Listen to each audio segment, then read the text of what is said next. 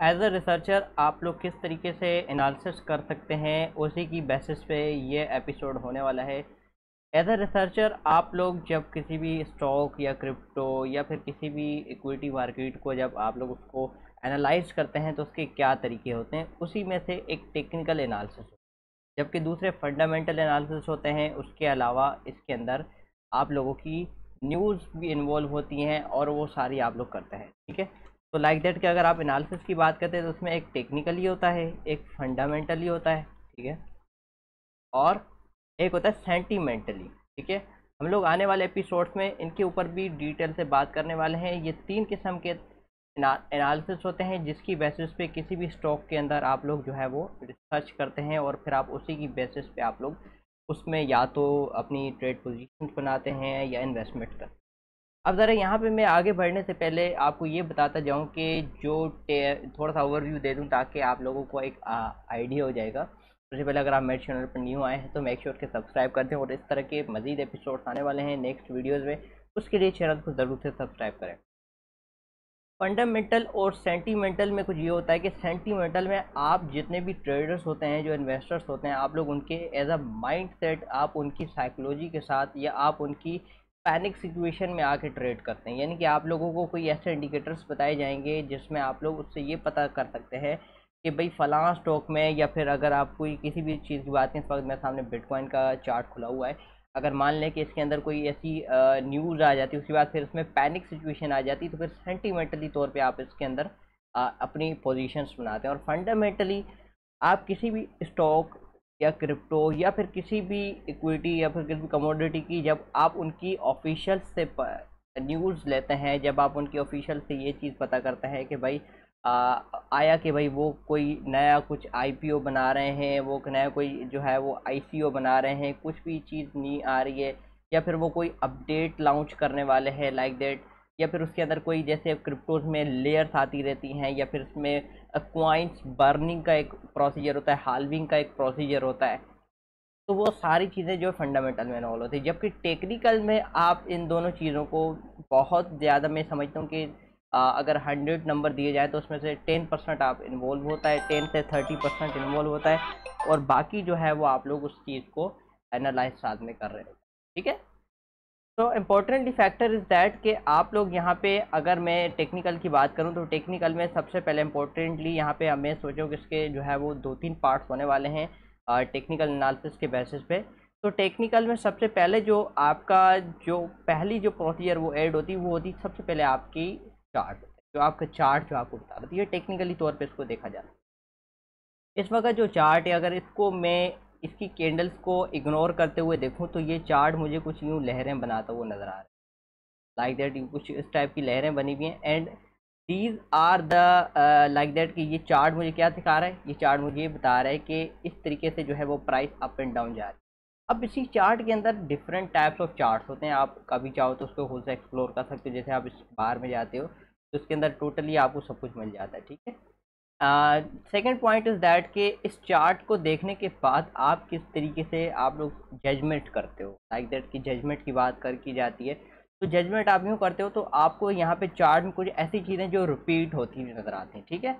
तो मैं ये इस चीज़ को आपके सामने आइडेंटिफाई करता हुआ चलूँगा कि टेक्निकल एनालिसिस के अंदर जो है वो मोस्टली जो है वो चीज़ें आप लोगों की आइडेंटिफाइड होती हैं, and everything you can do के आप लोग इस चीज़ को किस तरीके से मेजर करते हैं, ठीक है। Number one thing is that के इसके अंदर क्या होता है, हिस्ट्री रिपीट, ठीक है। हिस्ट्री के हिसाब से आप लोग जो मोस्टली देख रहे होते हैं कि आपकी हिस्ट्री जो है वो रिपीट हो रही होती है। एनीवेज मैंने कुछ और ही लिख दिया है तो मैं इसको थोड़ा,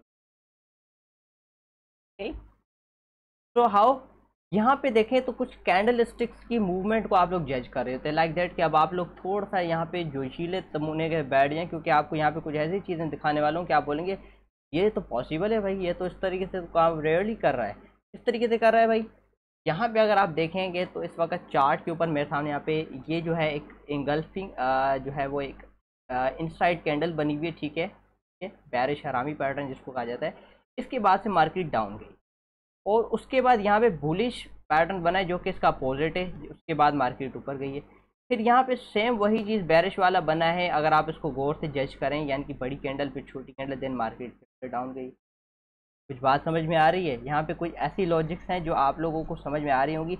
उसी वे में यहाँ पे कुछ और कैंडल स्टिक्स के भी मूवमेंट होते हैं, जिसको देखने के लिए, समझने के लिए आप मेरी शॉर्ट्स जो है वो देख सकते हैं, जो कि मैं मोस्टली जो है वो टिकटॉक पर काफ़ी टाइम से अपलोड कर रहा हूँ। मेरी टिकटॉक की आईडी आपको मिल जाएगी, आप लोग उसको डिस्क्रिप्शन से भी फॉलो कर सकते हैं। वहाँ पे एक पूरी कैंडल स्टिक्स की प्लेलिस्ट बना रखी, जिसमें मैंने तकरीबन मोस्टली हर कैंडल स्टिक का बताया हुआ है, ठीक है। सेम उसी वे में यहाँ पे एक और कैंडल है जो कि आपको मैं रिपीट होती हुई दिखा सकता हूँ फॉर अ वाइल। यहाँ पे ज़रा मैं आपको चार्ट के ऊपर दोबारा दिखाता हूँ। यहाँ पे ब्रश टूल का यूज़ करूँगा साथ में। यहाँ पे अगर देखें तो एक ऐसी कैंडल है जो कि बड़ी सी विक के साथ, यानी कि जो कैंडल स्टिक की विक होता है, देखो कैंडल स्टिक्स बेसिक से पढ़ाने बैठ जाऊँगा यहाँ पे तो कोई ये बात नहीं बनेगी, क्योंकि आप इतने कच्चे लीमू नहीं है। लेकिन एटलीस्ट आप लोगों को कैंडल स्टिक के बारे में थोड़ी बहुत नॉलेज होनी चाहिए, जो कि आप लोग मेरी शॉर्ट से हासिल करते हैं। इसके बाद से मार्केट ऊपर जाती है, जबकि यही सेम कैंडल जब इस साइड में बनती है अपोजिट साइड में, तो उसके बाद मार्केट नीचे।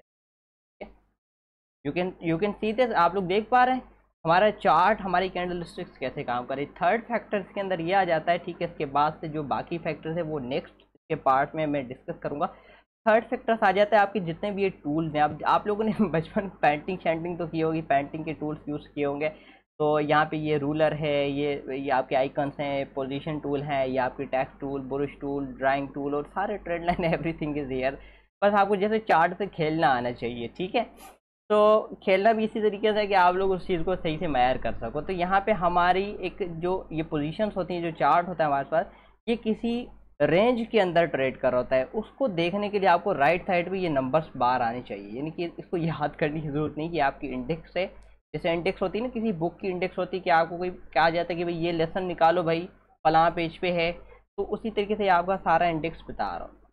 अब आप लोग यहाँ पे ये मायर करके चलेंगे कि हमारी ये जो नंबर है ये सेम इस लाइन में, अगर आप देखिए इस वक्त आप मेरा कर्सर देख रहे हैं, ये इस वक्त जो प्लस वाला आइकन बना हुआ है, कि यहाँ से आप इसको उठा सकते हैं, ठीक है। ये देखिए डॉट करेंगे तो फिर ये नहीं आएगा, इस वक्त क्रॉस लगा हुआ है। तो मैं आपको बोलता हूँ भाई, ये वाली जो लाइन है, ये जो यहाँ पे जितना भी इंडेक्स है, जब जब इस इंडेक्स पे आएगा तो मेरे लिए कोई चीज़ खरीद लेना, यानी कि जब जब ये कैंडल स्टिक इस इंडेक्स वाले नंबर के पास आएगी, इसके बाद तुम थोड़ा सा पैसा लगा देना, वो उठेगी तो मेरा पैसा डबल हो जाएगा। कैसे? क्योंकि जब इधर नंबर पॉजिटिव ऊपर जाता है तो आपकी प्रॉफिट में जाती है ट्रेड। देखो ट्रेडिंग कैसे करनी है, ट्रेड कैसे लेनी, उस पर ये टॉपिक नहीं है, ये एज अ रिसर्चर है, तो आप लोग इसको देख कर सीखें। और जब इसके डाउन साइड जाएगी तो वो आपकी प्रॉफिट जो है वो नेगेटिव जाएगी, ठीक है। ये जो साइड है, अब इसको मैं हर दफ़ा याद रखूँ, मतलब इस नंबर को मुझे याद रखना इतना भी आसान नहीं है। अब मैं इधर आगे पीछे चार्ट कर लेता हूँ, तो फिर बार बार इस नंबर को मुझे देखना, जज करना, इट्स नॉट ईजी। तो मैं क्या करूँगा, मैं यहाँ पे एक चीज़ ऐसी करूँगा जिससे मुझे ये पता चलेगा कि हाँ जी, मैं इधर एक सपोर्ट या रेजिस्टेंस टूल का यूज़ करते हुए इस चीज़ को मैं यहाँ पे चेक कर सकता हूँ, ठीक है। यानी कि यहाँ पे अगर मैं horizontal line like that tap करता हूँ, तो इस वक्त ये मेरे साथ क्या होता है, यहाँ पे मैं जब इसको टैप करता हूँ इस तरीके से, अब अगर चार्ट में से मैं जब कुछ लाइक दैट यहाँ पे कुछ आगे पीछे से टेढ़ा मेढ़ा कर दूंगा, तो भी ये मेरा यहीं पे रहेगा।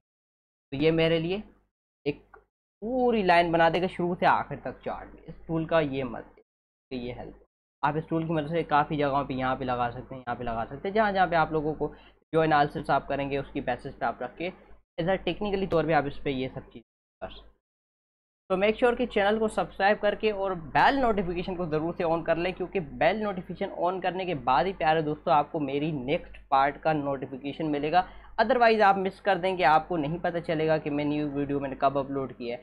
तो thank you so much for watching this video and see you later. हाफिज़।